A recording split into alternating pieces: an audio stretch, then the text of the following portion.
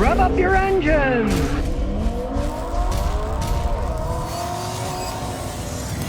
Here we have a 2013 Chrysler 200. Making noises, check engine light is coming on. We'll find out what's wrong, but first, let's do an overview of Chrysler 200. What went wrong? Now, they only sold them for 7 years. They were competing against things like the Toyota Camry. Now, back in 2013, when this V6 Chrysler 200 was new, it was only about $2,000 cheaper than a V6 Toyota Camry. And if you compared this V6 200 to a 4-cylinder Camry back in the day, the 4-cylinder Camry was only $200 more than this car. Which leads me to wonder why anybody would even bought one in the first place. You get the legendary Toyota Reliability for $200 more with a 4-cylinder and $2,000 more with a V6. Let's see what's under the hood of this thing. This is calling their world engines. 3.6 liter variable valve timing 6-cylinder engine. There it is. Since Fiat took over Chrysler, there's a lot of Italian design going on in some of these things. Maserati and Ferrari souped some of these up to put out a lot of horsepower. Not exactly known for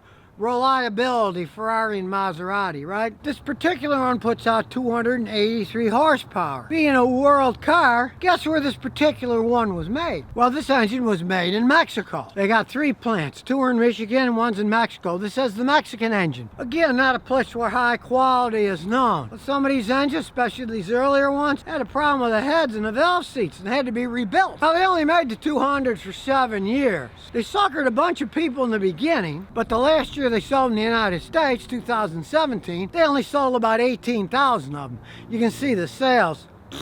Probably as people drove them, the engine didn't work right. They saw they were typical Chrysler, poorly made junk, and they couldn't give the things away. So they stopped making them. When you're competing against greats like Toyota Camry, Honda Accord, it amazes me that they actually sold 700-something thousand of these total in the United States. Well, we'll plug in the old scan tool and see what it says. It says P0520, engine oil pressure sensor circuit. Repair immediately if it runs bad. And it also has engine oil pressure sensor circuit low. Let's pray it's a simple fix. This is the oil pressure sending unit for this car. Now, unfortunately, in this horrible world design, I guess if that's the way the world was going, then the world is in horrible shape. That little sensor isn't big, but it's hiding under here. You got to take the whole top of the engine apart to get to it. Let's compare that to my 94 Celica.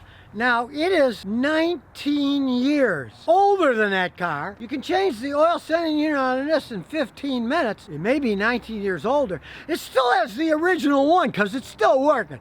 That shows you Toyota quality versus Chrysler crap. Now, as you look under the car, you can see there's no oil dripping. It's not dangerous. If it was leaking, you could get low oil pressure. That's dangerous. If you actually had low oil pressure, of course, that would be dangerous too. But let's start it up here. It's not like the engine has rods knocking. If you actually lost oil pressure, the engine would sound horrible. And this one sounds totally normal for one of these that's got about 90,000 miles on it. So in this case, the only thing that's wrong is the warning system that warns you when the oil pressure has gone too low is broken. So you're gonna have to take this engine apart and spend hundreds of dollars replacing the warning device. Like I say, it's not making noise, it's not leaking, it's not like it's gonna be a problem for the time being, but your check engine light's gonna stay on. Can't get your car inspected if you live where cars inspected. So eventually you'd have to take the engine apart and replace the stupid little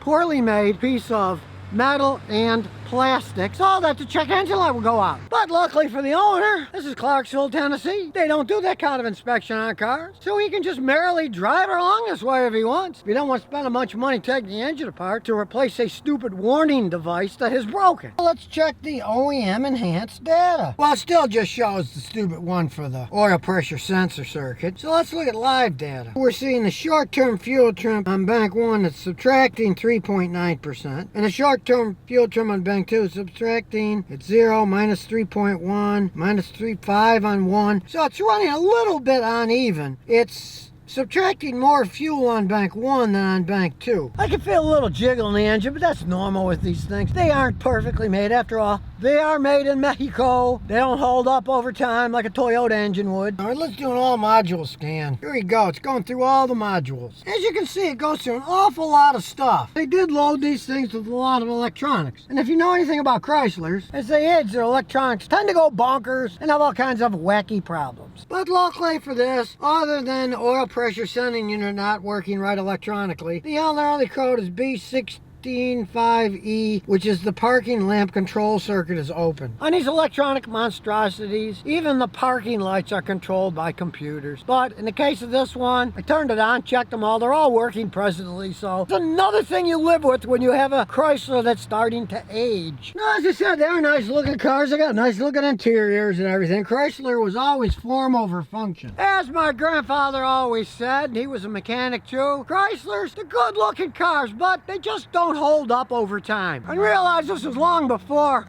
Mercedes-Benz bought them, and then sold them, and then Fiat bought them, and then Peugeot mixed it all together and calls it Stellantis. As far as I'm concerned, time goes on with Chrysler, quality goes down. And this V6 Pentastar World engine made in Mexico, it's no exception. Look at all the plastic crap on it. The plastic oil pressure sender's now broken. We gotta take all that apart to replace it if we want the light to go out. And look at the overall car. They are nice looking cars.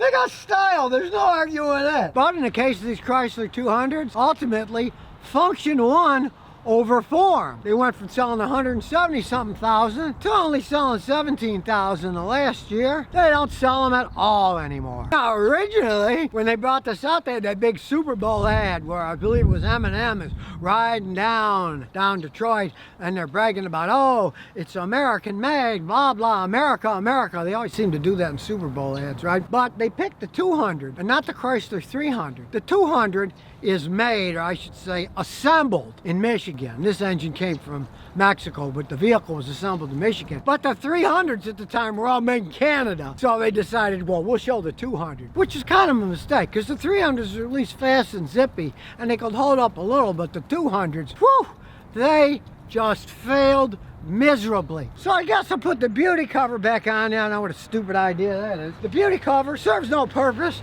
other than to hide the engine. I guess they didn't want people to see all that plastic crap on the engine, so they covered it up with another piece of plastic crap.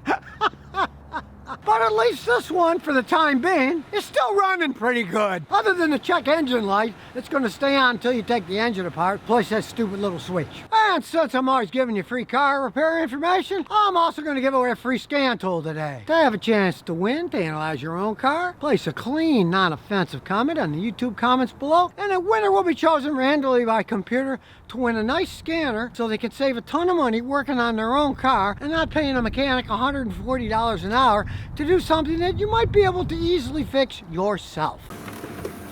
And here's some bonus questions and answers. Android 15 said, would a 2011 RAV4 V6 be safe driver for a first-time teen? Side airbags, ABS, cruise control, backup camera, front airbags. Would it be a great option when safety is concerned because it has ground clearance but is missing vital safety advancements brand new cars have? They're very good cars. Don't depend your life on the modern safety ones that, oh, it'll stop itself, it'll steer out of cars. Those things don't work all that well, and as they age, they break, and they cost a fortune to repair. The only thing that I got against the 2011 RAV4 is that you got the V6 engine in it, and that's pretty powerful. You'd be better getting them a RAV4 with the 4-cylinder. It doesn't have as much because you don't want a first-time teen driver to get the fastest vehicle they can get their hands on, because the more speed they have, the more dangerous it's going to be. I personally would go for a 4-banger, not a V6, just because that's got a lot more power, which is what you don't want a first-time teen to be driving around in. Get them something that doesn't have that much power. The less power, the less ability they'll have to be going super fast and get in a compromising situation. Hey, Carol says, I found an ad for an old 02 Grand Marquis, 80,000 miles. Strike the price, it looks good. But in the middle, the little sentence says, the oil appears to have a little water in it. Is there any reasonable explanation for this, or should I run away? Well, if they don't drive it much, you can get condensation. So you take the oil cap and you'll see kind of foamy stuff in there. If it's not driven, that can happen. You don't want to get a car that's getting a blown head gasket because it's a pain in the butt. 19 years old, you start tearing the engine part out of the plastic crap's going to break when you take it. You got to replace that. There's a simple test. I have my video. How to tell if your head gasket is blown, Scotty. Just type that on YouTube, Google, watch the video. You can get the kit from Amazon for 30 bucks or so, and you can test it. If the head gasket isn't blown, if the blue liquid stays blue and doesn't turn yellow or orange, then the head gasket's not blown, and it's probably because they're not driving it much, and it could be a very good car. But if it changes colors and shows the head gasket's blown, run away. You don't even want to mess with tearing that engine apart. I don't know, a vehicle like that, unless you know a good mechanic, and he says, oh, I can rebuild that BA, put a head gasket in it for $700-800. He don't mind messing with that. Go right ahead as long as it starts and runs and doesn't knock. If you rev up the engine, it goes, rods are knocking. Don't even think about buying it then. So if you never want to miss another one of my new car repair videos, remember to ring that bell.